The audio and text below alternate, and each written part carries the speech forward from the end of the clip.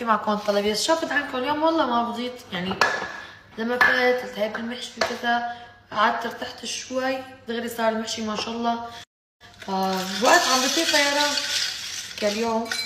بزراتي خلصوا، ما ضل عندي بزر الاسود، فرح بالبرز القرع اليوم.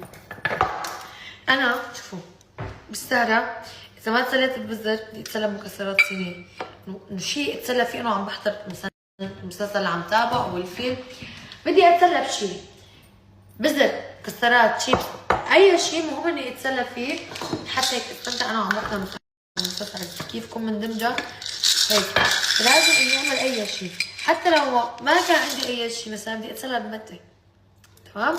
اذا مثلا ما نزلت على السوق وما جبت الغراض او شيء او خلصوا من عندي، ما في شيء نقرش فيه، متة مع بسكويت او شيء، اي شيء يعني ما بقدر. اوكي هاي خليها لنا اليوم. شو بدي احط كمان؟ وغراض ريتش، شو بدي احط له غير كاجو؟ ليش كم رح احط فستق. هذا الفستق ما فتحته. طيب فستق طيب.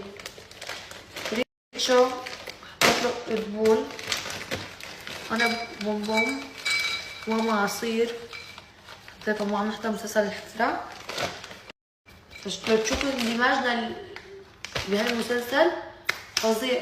شلون بتصدقوا؟ لانه الاشياء اللي بحطهم هون ما باكل منها كثير انا، يعني قليل ما باكل منه. ما يوجد شيء.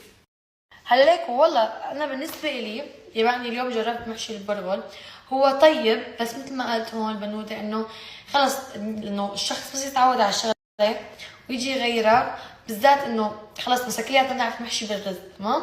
هلا هو طيب، انا عن جد للامانه حبيته، بس انا بالنسبه لي برغب للرز اكثر. بس انا المجدره انا باكلها بالرز، ما باكلها ببرغل، بحبها بالرز. اوكي باكل ببرغل اذا وجدت او شيء عادي، يعني ما انه عندي مشكله، بس برغب للرز اكثر، يعني مجدد الرز برغب فيه اكثر. وكذلك الامر للمحشي اليوم لاني جربت محشي البرغل، الرز اكثر اطيب بالنسبه لي. برغل ما له سيء برجع لكم، بس انا بحب الرز اكثر. لهون رح احط شيبس، وهون رح احط شيبس. ما بحب احط اشياء ما باكل منهم، شفتوا؟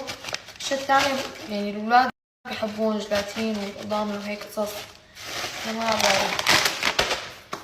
انا اهم شيء عندي الاغراض بالسهرة مشان اتسلى فيهم.